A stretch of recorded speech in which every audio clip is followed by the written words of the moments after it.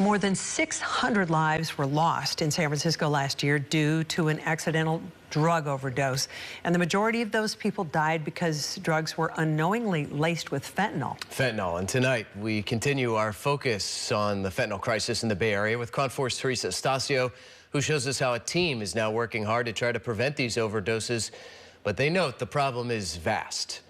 We just gave out 3 kits.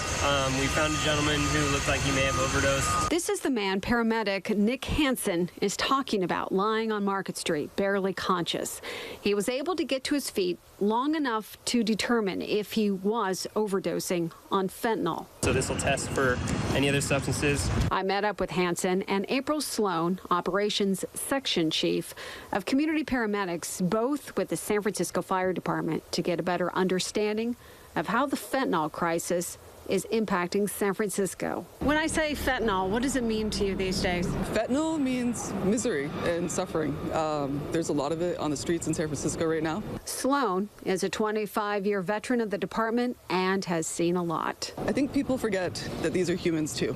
And those humans, the faceless and nameless people we pass every day on the street, are dying in large numbers from fentanyl, according to the Office of the Chief Medical Examiner. In 2020, 725 people died of accidental drug overdose deaths. In 2021, 640. And in 2022, it was 638. Each of those years, over 70% of the people that died had some form of fentanyl in their system. With overdose death rates on the rise elsewhere in the state, 2 consecutive years of decline in San Francisco indicates that some of the city's programs may be helping. We have test strips. Hansen showed me a kit like the ones I watched him hand out to the group. Besides providing information about resources available to people struggling with addiction, it contains drug test kits for fentanyl and a Narcan spray. That's a nasal inhaler used in emergencies to counteract an opioid overdose. Absolutely. It can be life-saving, and oftentimes it is. This is Hansen's second year with the Street Crisis Response Team, part of the city's overdose prevention plan. Since the plan went into effect last year, a small army of people has handed out some 40,000 of these kits, reversing over 5,000 overdoses in the process. It's cheap and easy to get.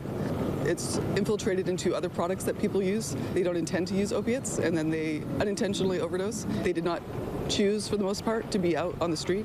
It's painful for them to be looked down upon by people. It's hard for them to get help and care that they need when drug use is so stigmatized. They also hand out socks and blankets. I get sad when I think about them as human beings, because I think about the fact that these are people who have loved ones. Maybe they're not here in the city, but they're somewhere else, and they're concerned about them. And if this is the only thing that the only human interaction they have for the day might be me, and it's tough to keep that in mind and to know that we have to be the ones to give them that kindness. In a recently published annual review of the city's response to the fentanyl crisis, Mayor London Breed pledged to do more, saying fentanyl continues to disrupt and destroy lives in the city. As for the man Hansen tried to save from a possible overdose, it turns out he was just asleep. But now he has a Narcan kit, just in case. In San Francisco, Terisa Estacio, KRON4 News.